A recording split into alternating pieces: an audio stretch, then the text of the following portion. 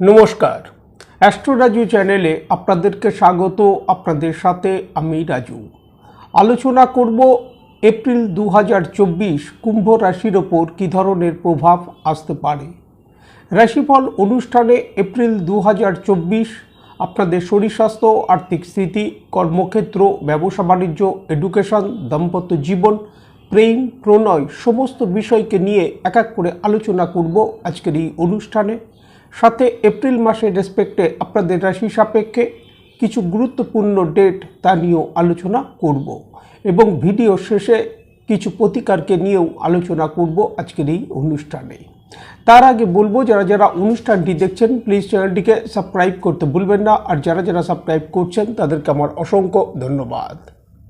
April মাসের শুরুতে আপনাদের রাশি সাপেক্ষে গ্রহেদের যে অবস্থান থাকতে দেখা যাচ্ছে, রাশির অধিপতি শনিদেবকে স্বক্ষেত্রস্থ হয়ে কুম্ভ রাশিতেই মঙ্গলের সাথে অবস্থান করতে দেখা যাচ্ছে।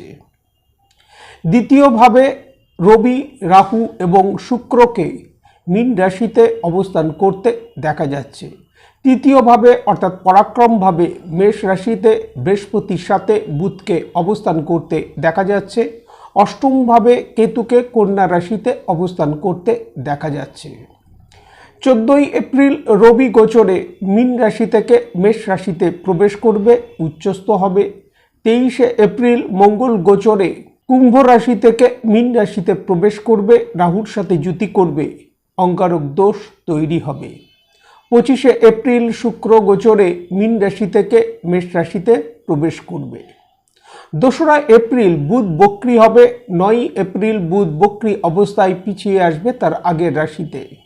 সৌরমণ্ডলে এপ্রিল মাসে গ্রহেদের এই যে গোচরগত অবস্থান তৈরি হতে দেখা যাচ্ছে, তার উপর ভিত্তি করে এই আলোচনা, যার কিছু কিছু প্রভাব আপনাদের রাশির ওপর আসতে দেখা যেতে পারে।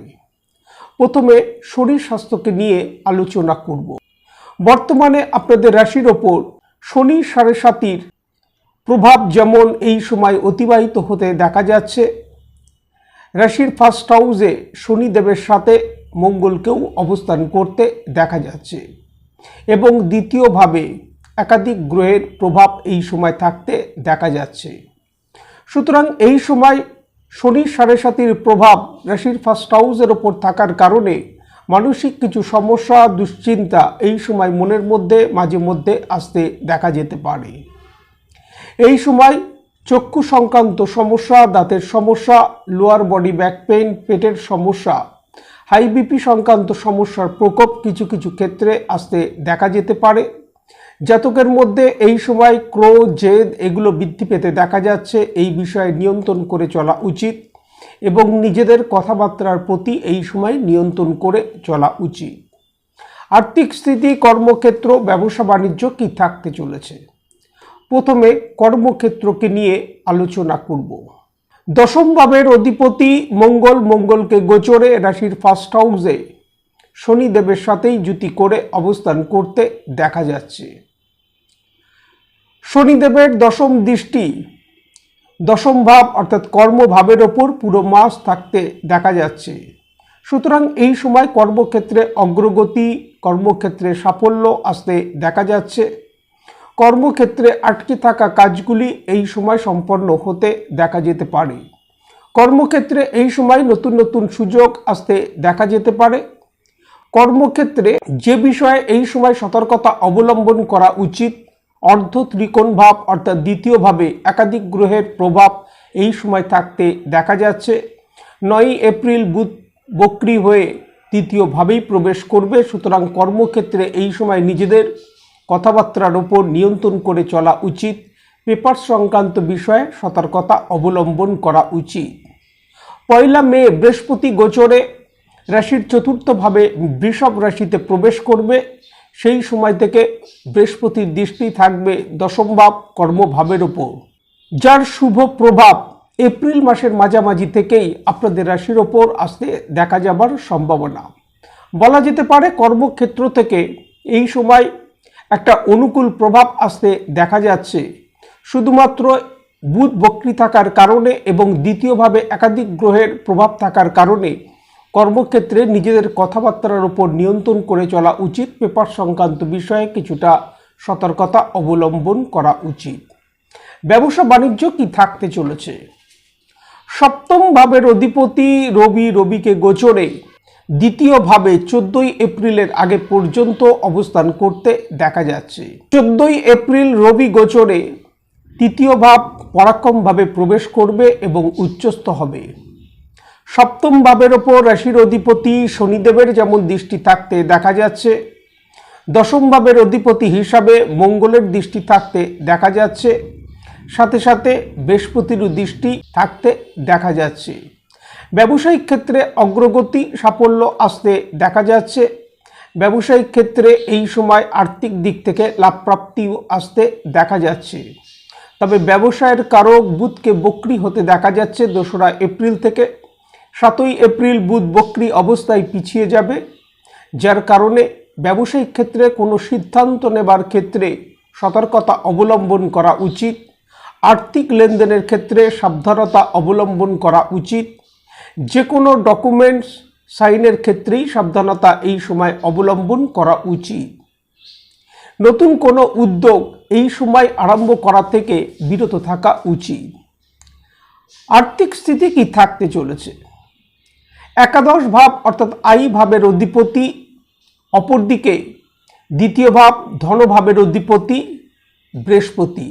বৃহস্পতিকে গোচরে আপনাদের রাশির তৃতীয় ভাবে অবস্থান করতে দেখা যাচ্ছে মেষ রাশিতে। বৃহস্পতি মেষ রাশিতে অবস্থানকালে তার নবম দৃষ্টি থাকবে একাদশ ভাব অর্থাৎ আই ভাবের ওপর, তার স্বরাশি ধনু রাশির ওপর। 25শে এপ্রিলের আগে পর্যন্ত ভাগ্যভাবের অধিপতি হিসাবে শুক্রকে উচ্চস্থ হয়ে দ্বিতীয়ভাবেই অবস্থান করতে দেখা যাচ্ছে। এই সময় আর্থিক সচ্ছলতা বৃদ্ধি পেতে দেখা যাচ্ছে। ইনকামের ফ্লো এই সময় যথেষ্ট বৃদ্ধি প্রাপ্তির সম্ভাবনা। তবে 2রা এপ্রিল বুধ বক্রী হবে, 9 এপ্রিল বুধ বক্রী অবস্থায় পিছিয়ে আসবে রাশির ধনভাবের ওপর, যার কারণে এই সময় খরচের পরিমাণ যথেষ্ট বৃদ্ধি পেতে দেখা যাচ্ছে। এই বিষয়ে নিয়ন্ত্রণ করে চলা উচিত। এডুকেশন কি থাকতে চলেছে? পঞ্চম ভাব থেকে আমরা সাধারণভাবে বিদ্যার বিচার করে থাকি। পঞ্চম ভাবের অধিপতি বুধকে গোচরে মাসের শুরু থেকেই তৃতীয় ভাবে অবস্থান করতে দেখা যাচ্ছে বৃহস্পতির সাথে। 2রা এপ্রিল বুধ বক্রী হবে, 9 এপ্রিল বুধ বক্রী অবস্থায় পিছিয়ে যাবে। পঞ্চম ভাবের অধিপতি অপরদিকে বিদ্যার কারক বুধ বক্রী হবার কারণে বিদ্যার্থীদের বিদ্যাক্ষেত্রে এই সময় একাগ্রতা কমে যাবার যথেষ্ট সম্ভাবনা। সুতরাং এই সময় বিদ্যার্থীদের বিদ্যাক্ষেত্রে মানসিক স্থিরতা বজায় রাখার প্রচেষ্টা করা উচিত। বিদ্যাক্ষেত্রে ফোকাস বৃদ্ধি করা উচিত এই সময়। দাম্পত্য জীবন কি থাকতে চলেছে? সপ্তম ভাব থেকে আমরা সাধারণভাবে দাম্পত্য জীবনের বিচার করে থাকি।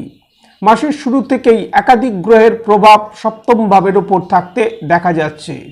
রাশির অধিপতি শনিদেবের দৃষ্টি থাকছে সপ্তম ভাবের ওপর, মঙ্গলের দৃষ্টি থাকতে দেখা যাচ্ছে 23শে এপ্রিলের আগে পর্যন্ত সপ্তম ভাবের ওপর, সাথে সাথে বৃহস্পতিরও দৃষ্টি থাকছে সপ্তম ভাবের ওপর।